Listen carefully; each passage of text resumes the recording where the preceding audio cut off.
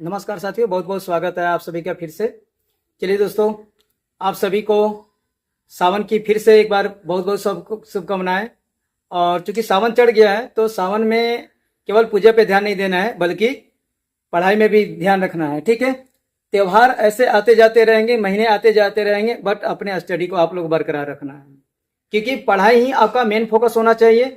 चाहे कोई पर्व है उससे कोई मतलब नहीं है, लेना देना नहीं है, बस आपको अपने पढ़ाई पर फोकस होना चाहिए कि इस बार गर्दा उड़ा देंगे, एग्जाम में बहुत अच्छा मार्क्स लाना है ताकि आप खुद न जाने कि हम कितने काबिल हैं, हमारे पास कितने नॉलेज है, बट आप अपने क्वालिटी को, अपने परफॉर्मेंस को, अपनी काबिलियत को एग्जाम में दिखाइए और एक राज्य को बता दीजिए कि आप में क्या क्वालिटी है। और ये तब पॉसिबल है जब आप पढ़ने में मन लगाइएगा, उसको अच्छे से नोट्स बनाइएगा, रिवीजन कीजिएगा। कहते हैं मोर प्रैक्टिस मोर गेन, जितने अधिक रिवीजन कीजिएगा उतने ज्यादा आपको नॉलेज होगा। सो हम आपसे यही कहेंगे कि आप पढ़ाई को फर्स्ट प्राइमरी दीजिए, देन अदर किसी को कोई काम करना है। ठीक है, अब ये नहीं कि हम पढ़ाई के लिए बैठ गए हैं और कोई काम करेंगे ही नहीं, ऐसा नहीं है। घर वालों को भी देख करके चलना है। ठीक है, क्योंकि घर वाले आपके लिए आदर्श हैं, घर वाले ही आपके लिए सारे काम कर रहे हैं। सो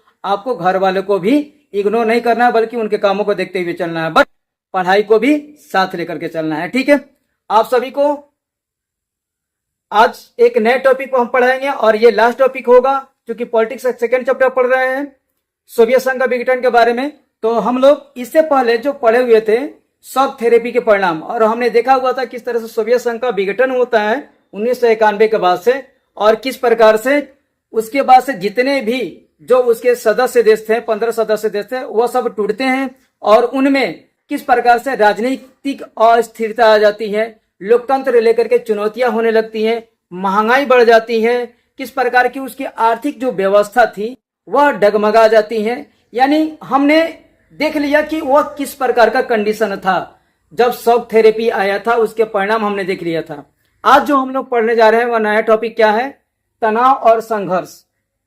कारण कि 1991 के बाद जब सोवियत संघ का विघटन होता है और नए जब देश टूटते हैं तो उसके बाद से हमने कहा कि राजनीतिक अस्थिरता आ जाती है, महंगाई बढ़ जाती है, लोकतंत्र लेकर के नई नई चुनौतियां आने लगती हैं, लोगों के बीच में संघर्ष देखने के लिए मिलने लगता है।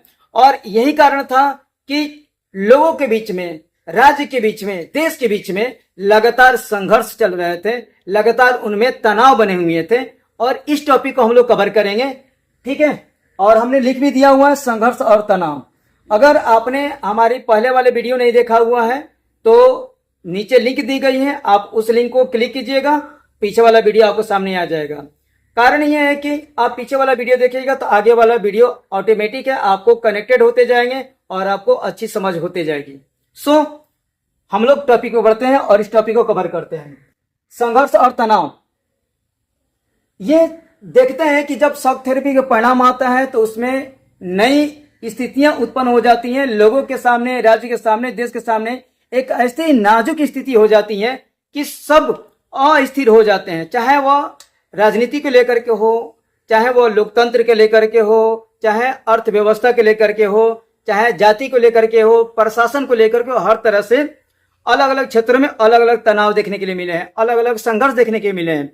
अब उसी संघर्ष तनाव को हम लोग एक एक करके हम लोग ढूंढते हैं और उसको जानते हैं कि कहां पर कैसी तनाव उत्पन्न हुई, कैसी संघर्ष उत्पन्न हुई। ठीक है, तो सबसे पहले हम लोग कवर करेंगे रूस के दो गणराज्य जिसका नाम है चेचन्या और क्या नाम है? दागिस्तान।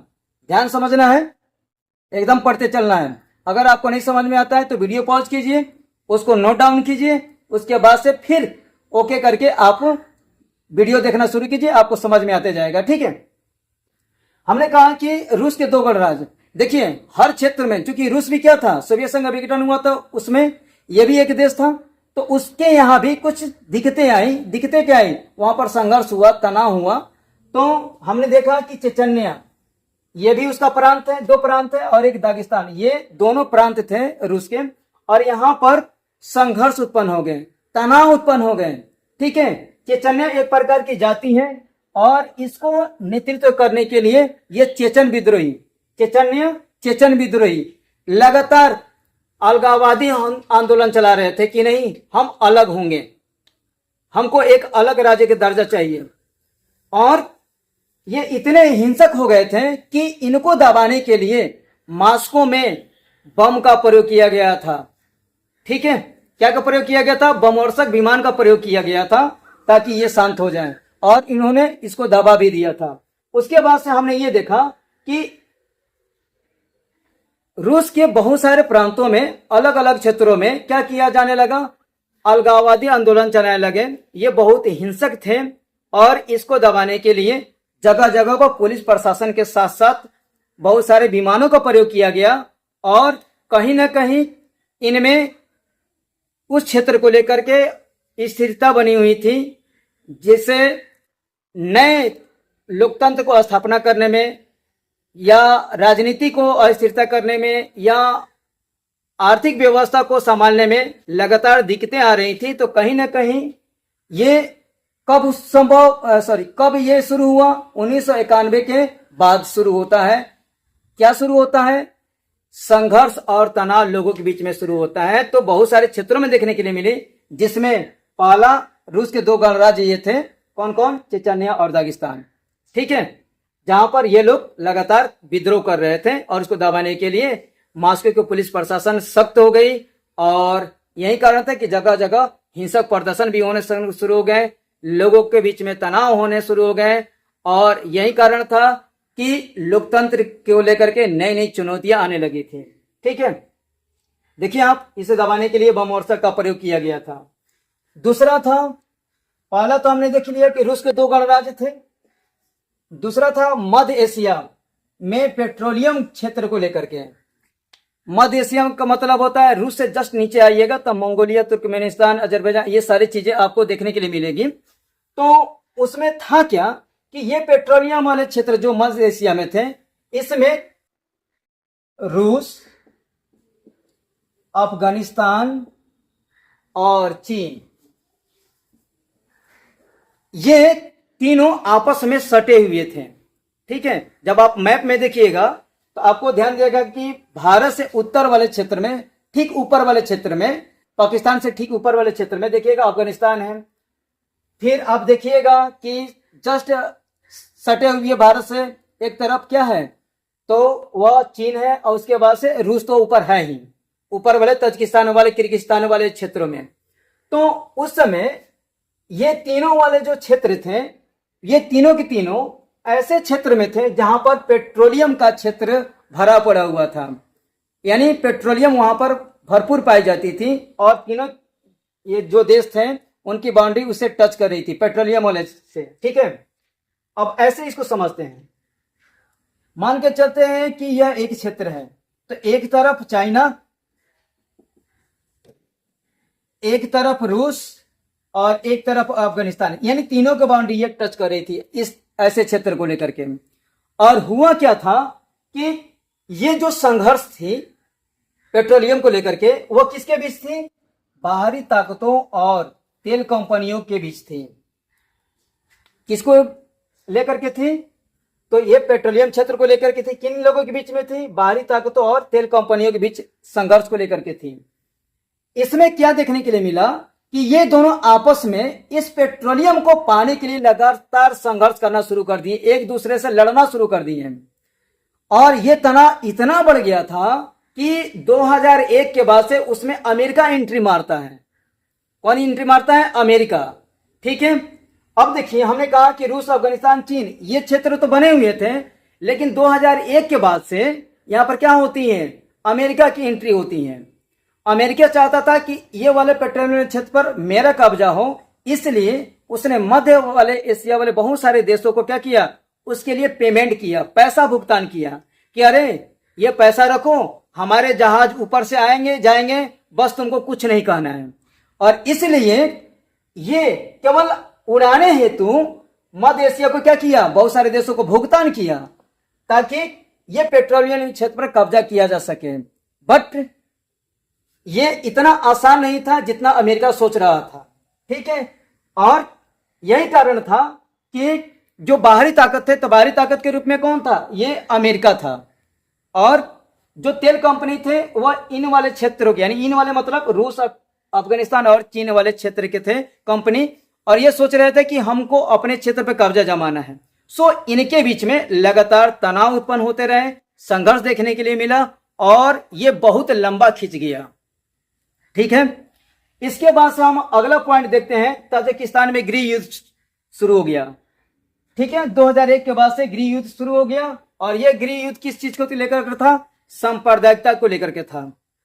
किस चीज को लेकर के था? सांप्रदायिकता को लेकर के था। और लगातार संप्रदाय की भावना बढ़ते जा रही थी, बलवती होते जा रही थी, मजबूत होते जा रही थी, जिसके कारण वहां पर लगातार तनाव बने हुए थे, संघर्ष देखने के लिए मिल रहा था, लोगों के बीच में रोष था, गुस्से थे लोग।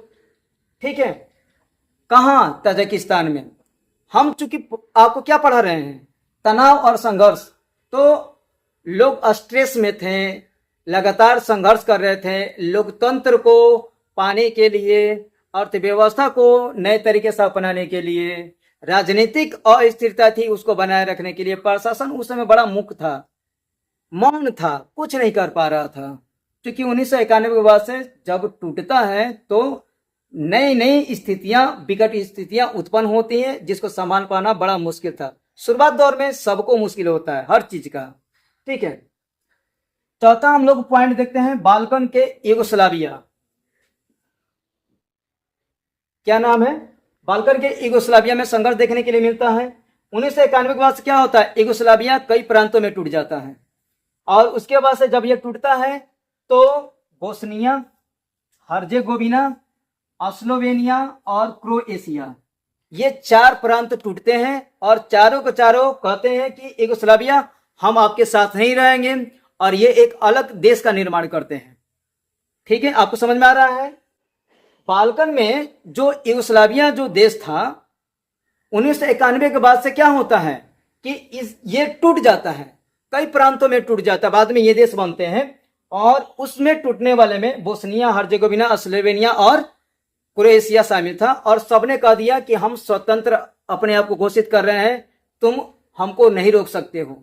और इसके लिए उन्होंने क्या किया कि नाटो का सहारा लिया, और नाटो ने क्या किया? उसमें हस्तक्षेप भी किया, लेकिन यह संघर्ष नहीं रुका, लगातार चलते रहा। ठीक है, उम्मीद है कि आपको समझ में आ रहा होगा। क्योंकि हम लोग संघर्ष और तनाव पढ़ रहे हैं, तो ये इतनी इंपॉर्टेंट नहीं है जो आपको एग्जाम के लिहाज से इंपॉर्टेंट हो। जो इंपॉर्टेंट होगा हम लोग उसको कवर करेंगे। ठीक है,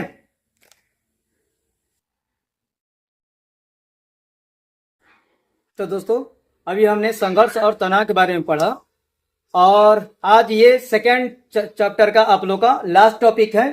और ये क्या है? शीत युद्ध के दौरान भारत और सोवियत संघ, यानी शीत युद्ध के दौरान भारत और सोवियत संघ के क्या रिश्ते थे, किस प्रकार के रिश्ते थे, और भारत ने सोवियत संघ को कैसे मदद की, सोवियत संघ ने भारत को कैसे मदद की, इसको हम लोग जानते हैं।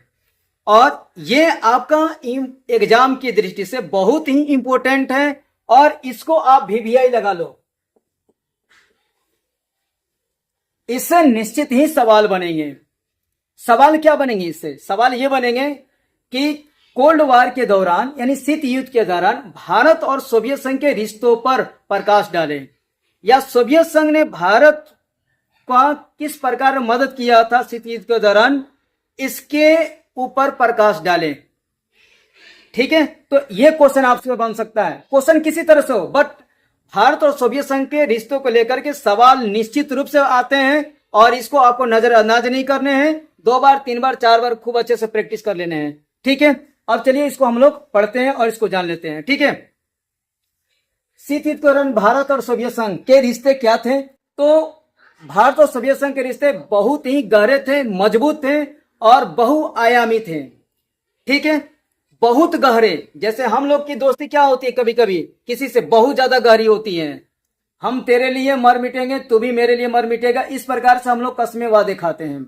तो शुरुआत से ही सोवियत संघ भारत का बहुत अच्छा दोस्त रहा है, बहुत अच्छे रिलेशन रहे हैं, और आज भी रूस के साथ हमारा जो संबंध है कहीं ना कहीं बहुत ही मजबूत है। इस बात को ध्यान रखिए। आज के संदर्भ में यह सत्य है, पहले भी सत्य था, आज भी सत्य है। कारण कि रूस ने हमको हर तरह से मदद किया हुआ है, अभी भी करता है, और उस समय सोवियत संघ शुरुआत से ही मदद कर रहा था, क्योंकि सोवियत संघ में रूस लीडरशिप कर रहा था। सो रूस से हमारे संबंध बहुत अच्छे थे, शुरू से ही थे और अभी भी हैं और बाद में भी रहेंगे। सो अब हम लोग इस चीज को ध्यान देते हैं कि किस प्रकार से सोवियत संघ ने भारत को मदद किया था, उसके रिश्ते किस प्रकार थे। जब हम इसके रिश्ते को खंगालते हैं तो सबसे पहले चर्चा करते हैं आर्थिक सहायता के बारे में, कि सोवियत संघ ने भारत को किस प्रकार से आर्थिक सहायता दी।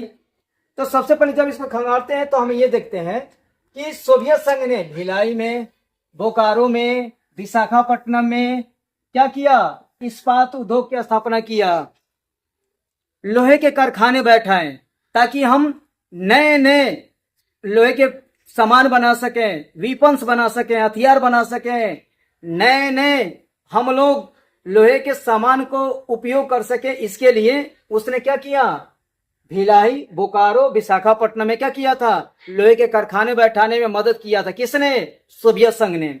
इसके अलावा भेल की स्थापना कराया हुआ था। भेल का पूरा नाम क्या है, Bhabha heavy electrical limited, Bhabha heavy electrical limited, इसकी भी स्थापना कराया हुआ था। उसने भारत को मदद करने के लिए, आर्थिक मदद करने के लिए उसने क्या किया, अपनी मुद्रा को रुपये में कन्वर्ट कर दिया ताकि भारत को व्यापार करने में दिक्कत ना आए। देख रहे हैं आप, मुद्रा को उसने रुपये में बदला। क्यों बदला, क्योंकि भारत के साथ उसका जो व्यापार था वो बहुत अच्छा था, घनिष्ठ था, और उस चीज को व्यापार में किसी प्रकार को भारत के प्रति वह किसी तरह की कमी देखना नहीं चाहता था। इसलिए उसने क्या किया, अपनी विदेशी मुद्रा को यानी अपनी रुपया को, रूबल को उसने क्या किया, रूबल कन्वर्ट इनटू रुपया, ताकि व्यापार करने में भारत को कोई दिक्कत ना आए। तो हमने पढ़ लिया आर्थिक सहायता के बारे में कि आर्थिक सहायता दिया था, किसने दिया था, सोवियत संघ ने भारत को। उसके बाद से राजनीतिक सहायता हम देखेंगे। राजनीतिक सहायता कैसे था, तो सोवियत संघ ने सबसे अधिक बार वीटो का प्रयोग किया हुआ, अभी तक जान लीजिए, सोवियत संघ ने सबसे अधिक बार वीटो का प्रयोग किया हुआ है और वह भारत के समर्थन में किया हुआ है। क्योंकि यूएनओ में 5 अस्थायी सदस्य हैं जिसको वीटो का अधिकार मिला हुआ है। जब ये टॉपिक आएगा तो उस पर हम कवर करेंगे, बट हमारा वो टॉपिक नहीं है। तो सोवियत संघ ने भारत को लेकर के वीटो का जो प्रयोग किया हुआ है वह सबसे अधिक बार किया हुआ है और भारत के सुरक्षा के हित के लिए ही किया हुआ है। अब हम देखते हैं कि राजनीतिक सहायता किस प्रकार से किया हुआ है। कश्मीर मामले को लेकर के जब भी हमको पाकिस्तान से नहीं पड़ती थी तो उसने बार बार भारत की मदद की। कहाँ, यूएनओ में, यूनाइटेड नेशन ऑर्गेनाइजेशन, संयुक्त राष्ट्र संघ में। किसके खिलाफ, पाक के खिलाफ। हमने कहा ना कि सोवियत संघ ने पाक के खिलाफ लगातार सोवियत संघ में हमारी क्या की थी, मदद की थी, समर्थन किया हुआ था, वीटो का प्रयोग किया हुआ था। ठीक है, 1971 ईस्वी में जब भारत पाकिस्तान की लड़ाई हुई थी तो उस समय सोवियत संघ ने क्या किया था, मदद किया हुआ था। ठीक, इसके बाद से हम लोग देखते हैं सैनिक मदद। सैनिक मदद में हम देखते हैं कि सोवियत संघ ने बार बार जब भी लड़ाइयां उत्पन्न हुई, वैसी स्थिति में बार बार नाजुक दौरे आए थे भारत को, वैसी कंडीशन में इसने क्या हुआ था, सैनिक मदद की थी। अपनी टेक्नोलॉजी को वह देने के लिए तैयार था कि भारत ये लो मेरी टेक्नोलॉजी, और उससे अपना विकास करो, अपनी सैनिक व्यवस्था को मजबूत करो। समझ रहे हैं आप। तो अभी तक हमने क्या क्या कवर किया, अर्थव्यवस्था के बारे में देखा कि रूस ने किस प्रकार से हमारी अर्थव्यवस्था मदद की। उसके बाद से देखा है कि राजनीतिक मदद कैसे मुहैया कराया रूस ने यानी सोवियत संघ ने, और सैनिक मदद किस प्रकार से दिया भारत को रूस ने। इस चीज को हमने कवर किया। अब हम लोग जो कवर करने जा रहे हैं वह संस्कृति में कवर करने जा रहे हैं, कल्चरल रूप से किस प्रकार से मदद किया हुआ। देखिए, भारतीय जो फिल्म है ना, आमतौर पर सोवियत संघ में, रूस में अभी भी जमकर उसका प्रयोग होता है। लोग खूब चाव से देखते हैं, खूब इंटरेस्टिंग से देखते हैं। भारत के जो अभिनेता हैं, एक्टर हैं, वहाँ के लोगों के बीच काफी पसंद किए जाते हैं और उनकी फिल्म बहुत ज्यादा देखी जाती है।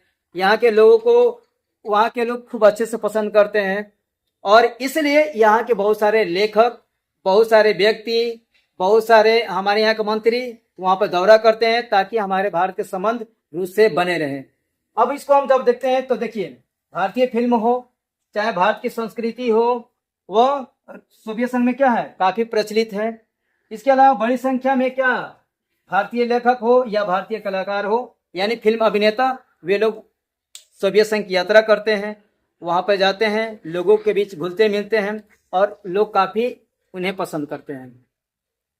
तो हमने कहा कि बहुत ज़्यादा इस तरह की चीज़ें हमको देखने के लिए मिलती है और आज के समय में भी रूस और भारत के जो संबंध है काफ़ी बेहतर हैं और आगे भी बेहतर रहेंगे। और आप देखिए कि जब जब विकट स्थितियां उत्पन्न हुई हैं तो भारत ने भी बढ़ चढ़ करके रूस का सहयोग किया हुआ है हर मामले में लेकर के। अगर रूस के प्रति कोई देश जाता है तो भारत हर हमेशा रूस के आगे समर्थन में खड़ा रहता है, क्योंकि रूस भारत का सच्चा दोस्त है और रूस का अगर कोई सच्चा दोस्त है तो वो है भारत। इसलिए इनमें बहुत अच्छे संबंध हैं और शुरू से ही रहे हैं और आगे भी रहेंगे संभवतः, ऐसी हमारी उम्मीदें हैं। क्योंकि अभी तक जो स्थितियां देखने के लिए मिल रही है आज के संदर्भ में वो अभी भी बरकरार है और हमको ऐसा लगता है कि आगे भी बरकरार रहेगी।